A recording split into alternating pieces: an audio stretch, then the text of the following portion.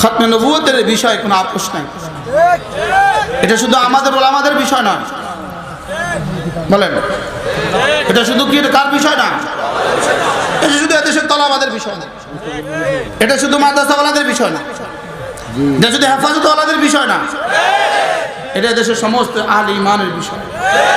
রাষ্ট্রীয়ভাবে সিদ্ধান্ত না হওয়ার কারণে কাদিয়ানী সম্প্রদায় কাফের হওয়া সত্ত্বেও তারা আমাদের পাসপোর্ট ব্যবহার করে, তারা আমাদের ইসলামকে তাদের পাসপোর্টে ব্যবহার করে, তাদের আইডি কার্ডে তারা আমাদের ইসলামকে ব্যবহার করে।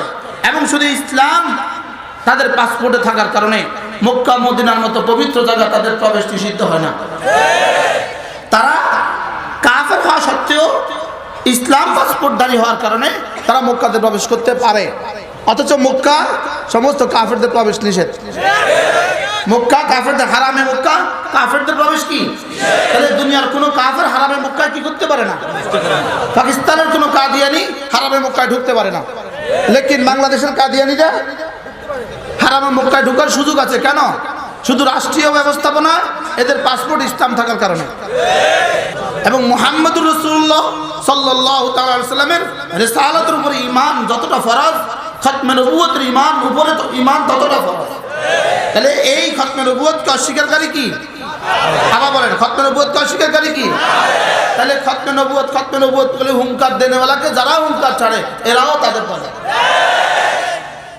হযরত ইউসুফ আলাইহিস সালামের জন্য মিশরের মেয়েরা হাত কাটছে, আর নবীজি মুহাম্মদুর রাসূলের জন্য মেয়েরা হাত কাটে নাই। 12,500 পুরুষ, 12,500 সাহাবী রাসূলের জীবদ্দশাতে কলিজা দিছে, কলিজা কলিজা কলিজা। আমরা নবীজির সাচ্চা আশিক হয়ে যাই। বলেন নবীজির কি হয়ে যায়? বলেন নবীজির সাচ্চা আশিক ওয়ালারা শুধু হালুয়া খানেওয়ালা, শুধু জিলাপি খানেওয়ালা, কি করনেওয়ালা? বলেন জোরে বলেন, সবাই একসাথে বলেন, আবার বলেন। যতক্ষণ পর্যন্ত জান দেনেওয়ালা তৈরি না হবে ততক্ষণ পর্যন্ত এই আওয়াজ বাতাসে মিশে যাবে। এই আওয়াজ বাতাসে কি? এই আওয়াজ বাতাসে মিশে যাবে যতক্ষণ পর্যন্ত জান দেনেওয়ালা তৈরি না হয়। এই জন্য নিয়ত বানান, জান লাগলে জান দিব ইনশাআল্লাহ। হাত তোলেন, মালিককে দেখান ইনশাআল্লাহ, ইনশাআল্লাহ বলেন।